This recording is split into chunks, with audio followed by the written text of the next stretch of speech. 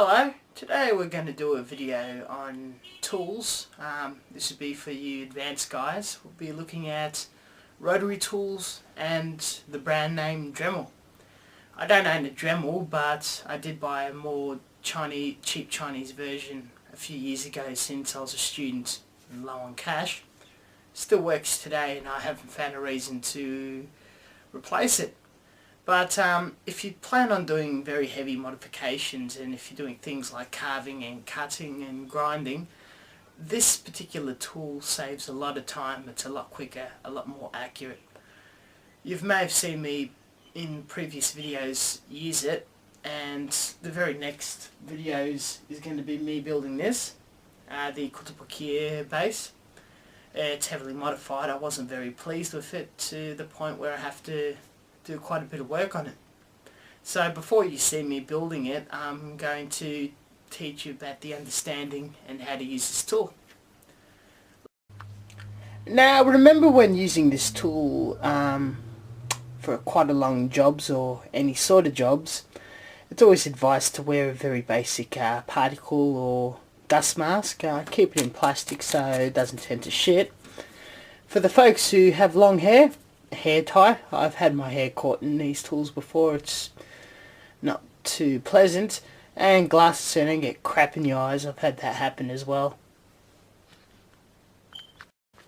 Now this is the tool in question on its stand. It's a Superworks, like I said again, not Dremel. Take a closer look. It's 240 power, so you're going to have to be careful. Variable speed controller. Quite low if you're shaving plastic, quite strong if you want to demolish half a piece. On button, your intake. This is a very powerful tool. It heats up easily, so it's going to suck in a lot of air to cool itself down. Try to keep it away from dust or where you're working, so it's not taking in dust, getting jammed, or otherwise you have to oil it regularly. The output. The tip where the tool in question goes. Now you can use extension and flexi hoses. They're pretty fantastic, but the only problem is you lose power and they do wear, get damaged over time. I finally got jack of it, so I just used a full tool in question. You normally have to hold down this button, get a small wrench like so,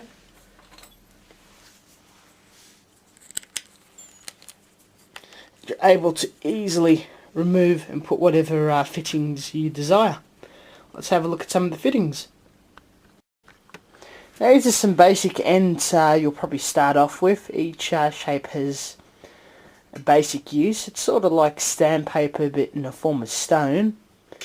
They don't wear out too easily on plastic, but unfortunately when you're grinding unusual substances like putty and whatnot, it gets coated, gets smooth, it's hard to clean out, so they require replacement quite frequently. Luckily for a full pack of these pink bits, only about $1 or $2, not a problem. I've got a sharp metal edge here, a bit of an engraver, good for small detail, battle damage, whatever. And a very important one, actual off-cut blade. Now this one is particularly dangerous. Can cut fingers, can cut flesh, can cut bone. Must be careful. The rest are alright. Sandstone, I found no reason for it. And of course your wrench, you lose the wrench, you're up shit's creek. More or less, yep, them your tools. And each shape can grind, reshape, redesign your plastic or your kit in whatever shape you desire of your model. Now I'm going to demonstrate how it works. I'm going to put it on a low setting. I'm going to use the cut-off blade, and we're going to cut some used sprue. Sprue is going to be as thick as it's going to get on a model kit. I can't even remember what this is off, some plane or something, but yeah, let's demonstrate.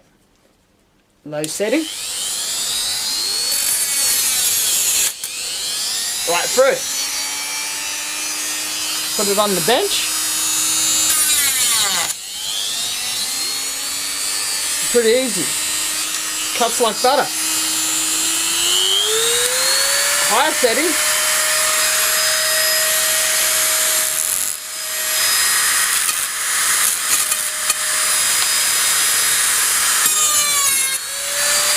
Really easy.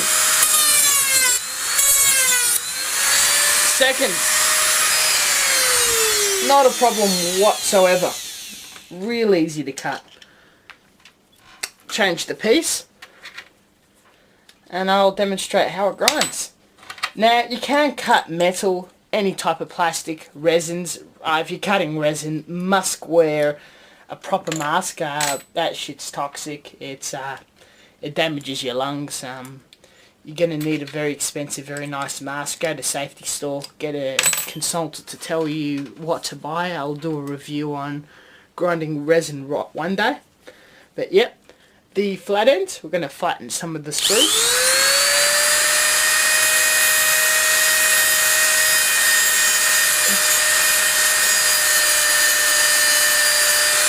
A nice flat surface right there. And of course, you can even cut right through. On a more gentle setting,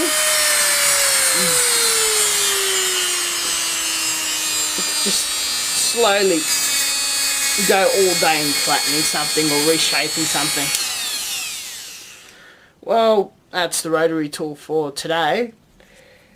It's the best idea is to buy one for yourself. They're only retail around $30 for the cheaper ones. Your Dremel's around $50, $60. Only for the more serious models who's going to chop up their kits. They're going to kit bash. They're going to switch around parts, scratch build their own thing, whatever. If you cut a torso off one kit, mix it with another kit, you're putting it up, and this is the tool to go. That and a fine-toothed modelling saw. Nothing can stop you.